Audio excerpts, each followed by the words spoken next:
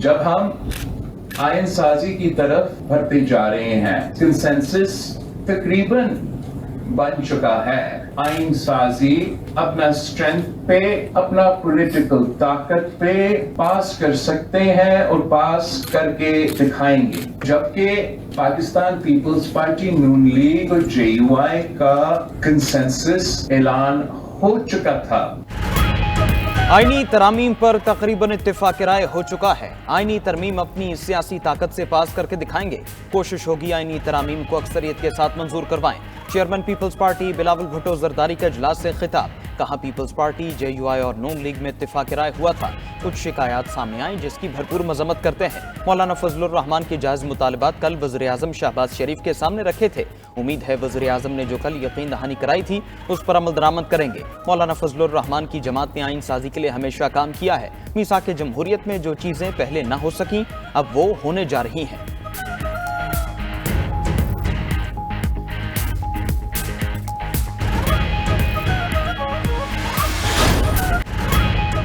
आईनी तरमीम पर सियासी इत्तफाक राय की कोशिशें कामयाब। पार्लियामेंट की खुसूसी कमेटी ने आईनी तरमीम का मुसवदा मंजूर कर लिया। पार्लिमानी जुमातों पर मुश्तमिल खुसूसी कमेटी के इजलास में बड़ा फैसला। जराये के मुताबिक नया मुसवदा 26 नुकात पर मबनी है। तमाम नुकात आला अदलिया से मुतालिक है। कमेटी चेयरमैन खुर्शीद शाह ने आईनी तरमीम के मुसवदे की मंजूरी की तस्दीक कर दी। कहा, मुसवदे को मुतफिक्का तौर पर मंजूर कर लिया है। सेनेटर इरफान सदीकी ने भी मुसवदे की मंजूरी की तस्दीक कर दी। आईनी तरमीम का मुसवदा कल विफाकी काबीना में पेश किया जाएगा।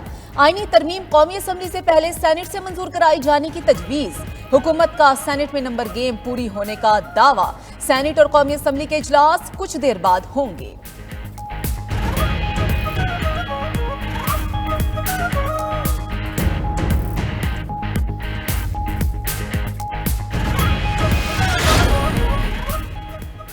PTI ने आईनी तरमीम के मुसवदे की मुतफ़िक़ा मंजूरी की तरदीद कर दी। तहरीक इंसाफ के रुकन आमिर डोगर की मुसवदे की मुखालफत। कहा, मंजूरी के वक्त JUI के रुकन शाहिदा रहमानी ने भी इत्तेफाक नहीं किया। JUI की मेंबर ने भी मुसवदे की मुखालफत की। कमेटी को बताया, हमारी लीडरशिप की मौलाना से मुलाकात जारी है। कमेटी ने हमारी तजावीज़ नज़रअंदाज करके अपने तौर पर मुसवदा मंजूर किया।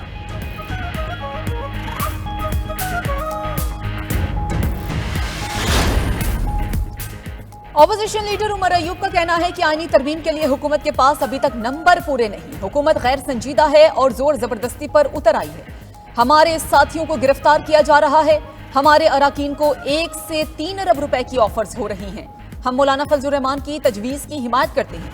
हर तरमीम पर बहस होनी चाहिए। दूसरी जानिब पेशावर हाईकोर्ट ने अपोजिशन लीडर, कौमी असम्बली उमर अयूब और मुशीर इत्तलात खैबर पख्तूनख्वा बैरिस्टर सैफ की राहदारी जमानत मंजूर कर ली। चीफ जस्टिस इश्तियाक इब्राहिम का उमर अयूब को 7 नवंबर तक मुतालिका अदालतों में पेश होने का हुक्म।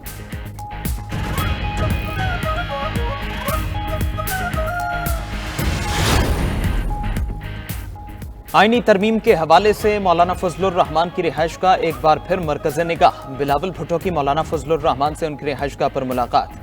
आईनी तरमीम के मुसवदे पर मुशावरत। बिलावल की आमद से कबल PTI समेत अपोजिशन जमातों का वफ्द भी मौलाना की रिहाइश का पर मौजूद था। तहरीक इंसाफ के वफ्द से मौलाना फजलुर रहमान की मुलाकात के 2 दौर हुए। आईनी तरमीम से मुतालिक हतमी मुशावरत हुई।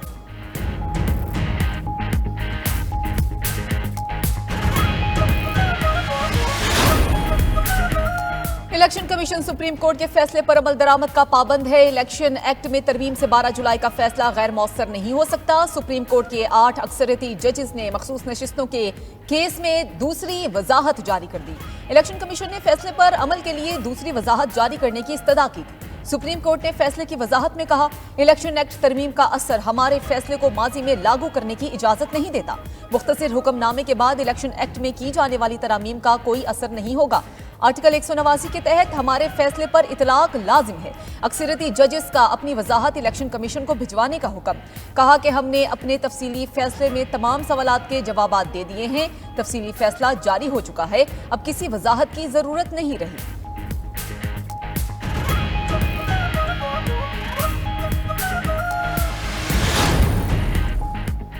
मखसूस नशिस्तों की अलॉटमेंट पर इलेक्शन कमीशन कशमकश में मुब्तला। चीफ इलेक्शन कमिश्नर की ज़ेर सदारत होने वाला इजलास बेनतीजा खत्म हो गया। इजलास में स्पीकर कौमी असम्बली और स्पीकर पंजाब असम्बली के खतूत का जायजा लिया गया। ज़राए के मुताबिक इलेक्शन कमीशन इस हवाले से कोई हतमी फैसला न कर सका। मजीद मुशावरत के लिए पीर को इजलास बुलाने का फैसला। मेंबर पंजाब ही आज इजलास में मौजूद न थे।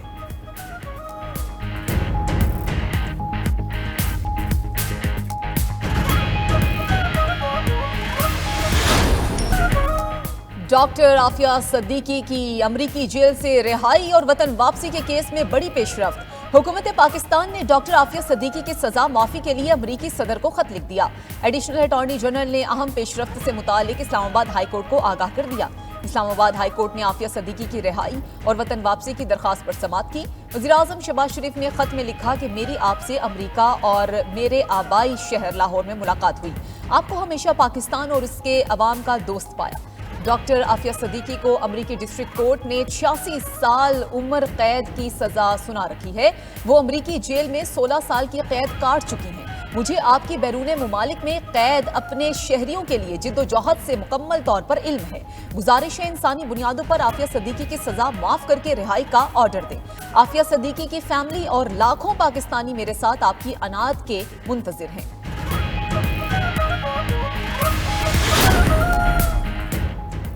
पंजाब भर में दफा 144 नाफिज। हर किस्म के एहतजाज, जुलूस, जलसों और मुजाहरों पर पाबंदी आयद। पाबंदी का इतलाक आज और कल 2 दिन के लिए होगा। तर्जुमान महकमा दाखिला पंजाब के मुताबिक दफा 144 के नफाज का फैसला अमन-ओ-मान के क़याम, इंसानी जानों और इमलाक के तहफ़्फ़ुज़ के लिए किया गया।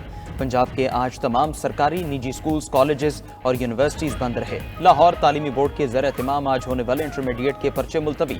शहरे इक़्तिदार में भी दफा 144 नाफिज। इस्लामाबाद में फौज की तैनाती में मजीद 4 दिन की तौसी का फैसला। ज़राए के मुताबिक वज़ीर-ए-आज़म ने सर्कुलेशन समरी के जरिए मंजूरी दी।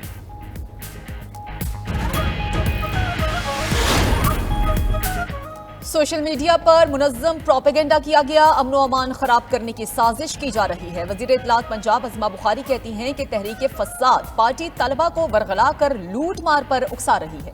अमन व अमान की सूरत हाल खराब करना उनको रौनक मेला लगता है। किसी को भी पंजाब का अमन खराब करने की इजाजत नहीं देंगे। तहरीक फसाद पार्टी आज मासूम बनने की कोशिश कर रही है। सोशल मीडिया का गलत इस्तेमाल रोकना जरूरी है।